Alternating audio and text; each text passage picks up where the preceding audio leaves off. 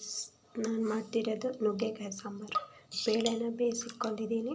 ಒಗ್ಗರಣೆಗೆ ಶುಂಠಿ ಬೆಳ್ಳುಳ್ಳಿ ಪೇಸ್ಟು, ಟೊಮೆಟೊ, ಕೊತ್ತಂಬರಿ, ನುಗ್ಗೆಕಾಯಿ, ಕರಿಬೇವು, ಈರುಳ್ಳಿ, ಹುಣಸೆ ರಸ, ಸಾಂಬಾರು ಪೌಡ್ರು, ಜೀರಿಗೆ, ಸಾಸಿವೆ, ಅರಿಶಿನ ಪುಡಿ, ಖಾರ ಪುಡಿ, ಉಪ್ಪು. ನೋಡಿ ಫ್ರೆಂಡ್ಸ್, ಎಣ್ಣೆ ಕಾದಿದೆ. ಜೀರಿಗೆ ಸಾಸಿವೆ ಹಾಕೊಳ್ಳೋಣ. ಅದಾದಮೇಲೆ ಬೆಳ್ಳುಳ್ಳಿ ಶುಂಠಿ ಪೇಸ್ಟ್,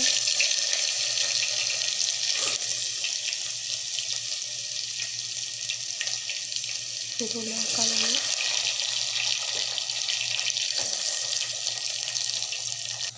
ಈರುಳ್ಳಿ ಫ್ರೈ ಆದಮೇಲೆ ಟೊಮೆಟೊ ಹಾಕೊಳ್ಳೋಣ.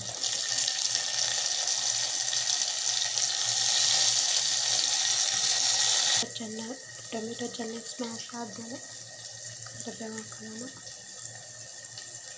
ಆಮೇಲೆ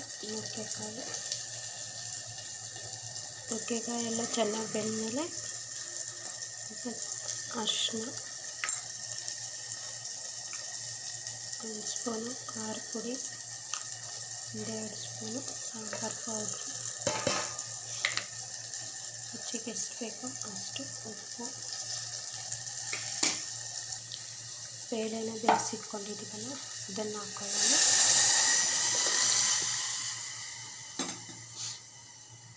ಆಮೇಲೆ ಹುಣಸೆ ರಸ, ಲಾಸ್ಟಲ್ಲಿ ಕೊತ್ತಂಬರಿ ಸೊಪ್ಪನ್ನ ಆ್ಯಡ್ ಮಾಡ್ಕೊಳ್ಳೋಣ.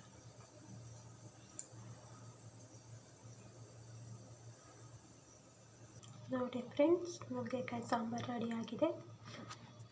ವೈಟ್ ರೈಸ್ ಜೊತೆಗೆ ತುಂಬ ಚೆನ್ನಾಗಿರುತ್ತೆ. ಟೇಸ್ಟ್ ಮಾಡಿ, ಟ್ರೈ ಮಾಡಿ.